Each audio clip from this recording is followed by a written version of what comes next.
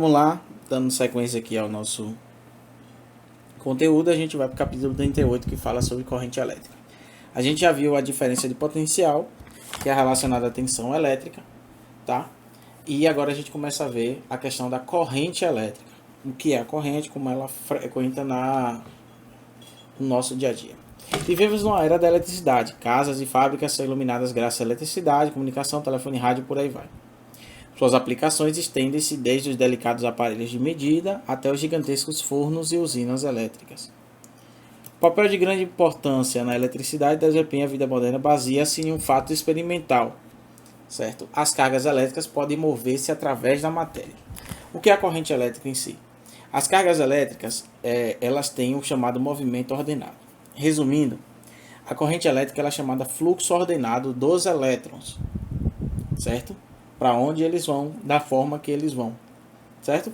Para existir, tem duas condições para estabelecer uma corrente elétrica. Deve haver um percurso entre os dois pontos, por exemplo, do poste para sua casa, certo? Eu tenho um percurso, tá? Ao longo do qual as cargas possam se movimentar.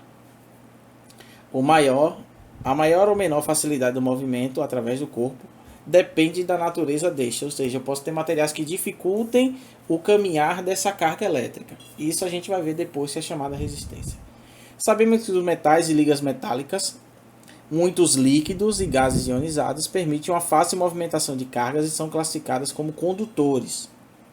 Sólidos não metálicos, certo líquidos e gases não ionizados não permitem o movimento aplicável, são chamados de isolantes. A gente já vê a diferença de condutores para isolantes. Aqui serve para justamente isso. Uma borracha, por exemplo, a borracha é isolante, ele não vai conseguir ter um fluxo ordenado ali dentro da borracha. Ele vai chegar ali e vai parar. Ou ter uma resistência maior, uma dificuldade, uma demora maior para passar essa carga. O outro ponto deve existir uma DDP entre os dois pontos, ou seja, uma diferença de potencial. Por exemplo, a bateria, certo? Aqui na figura 2, por exemplo, mantém um DDP entre a diferença de A e de B. É assim que funcionam as baterias de automóveis. Tá? Há umas diferenças entre os dois terminais, o positivo e o negativo. Ligando esses dois pontos por fios de cobre, tá? Ao filamento da lâmpada, este se torna incandescente, indicando que se estabeleceu um movimento ordenado das cargas entre os pontos A e B, ou seja, houve uma corrente elétrica nesse ponto. Então, para ter a corrente elétrica, eu preciso ligar justamente esses dois pontos. Por exemplo, se eu faço o corte aqui, como se tem a chamada chave na figura 3, eu não tenho fluxo ordenado dos elétrons, então eu não tenho corrente elétrica passando nesse móvel, certo? O conjunto de condutores e bateria na figura 2, organizado de modo a permitir a passagem da corrente elétrica, constitui o chamado circuito elétrico. Gravem isso, a gente vai trabalhar muito com o circuito elétrico. A bateria nessas condições é um exemplo de gerador elétrico, ou seja, tem uma forma de gerar energia. Fechar um circuito é realizar a ligação que permite a passagem da corrente, tanto do positivo para o negativo, como vice-versa. Certo?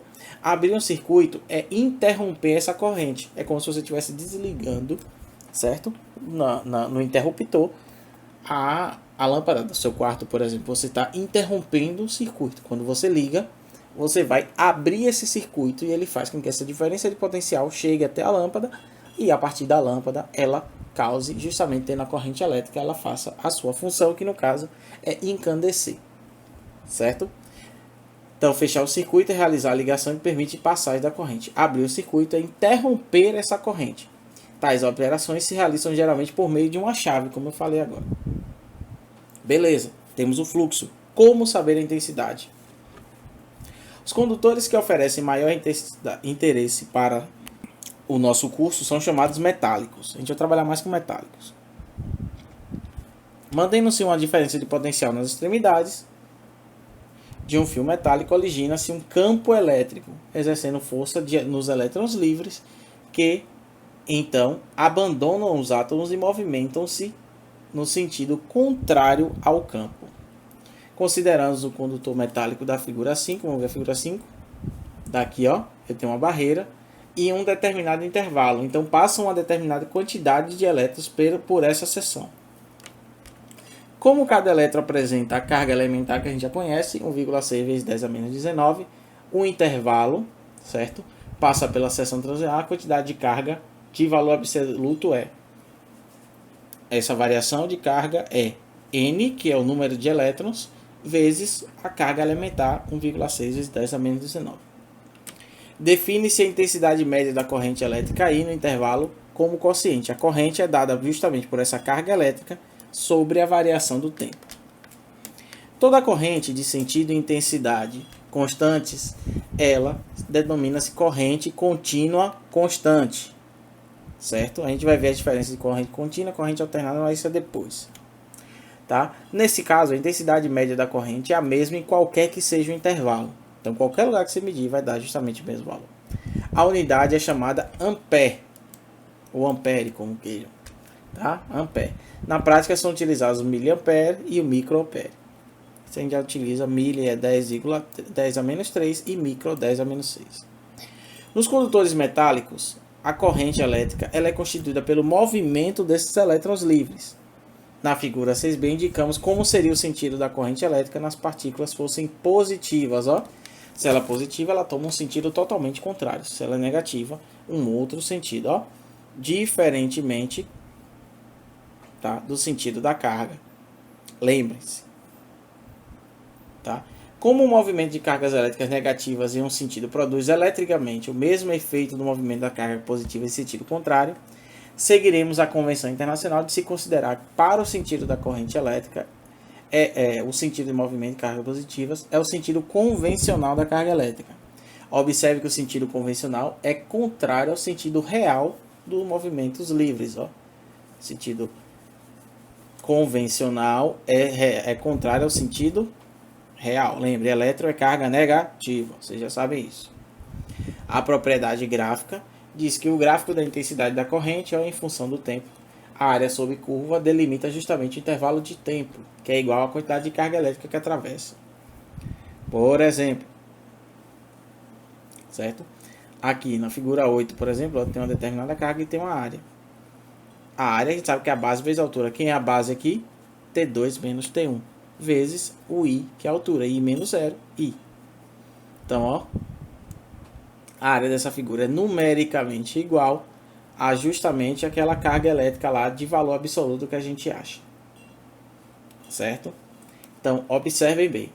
Voltando lá. Corrente elétrica é o fluxo livre, tá?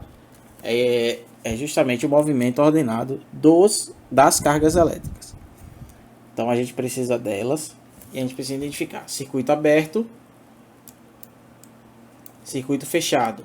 Ó, tá fechado, tá ligado, interruptor ligado, tá passando a diferença de potencial para a gente gerar o circuito elétrico.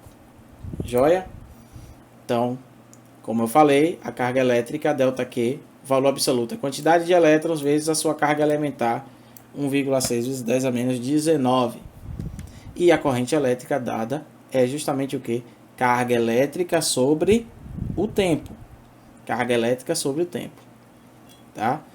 Toda corrente elétrica de sentido e intensidade constante chama-se corrente contínua constante. Nesse caso, a intensidade média da corrente é a mesma em qualquer intervalo do tempo. Já vimos as unidades, as microunidades, tanto miliampere quanto microampere, certo?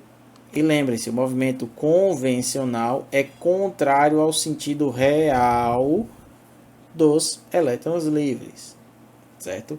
E lembre-se que na propriedade gráfica, a área dele é numericamente igual à nossa carga elétrica absoluta, ok?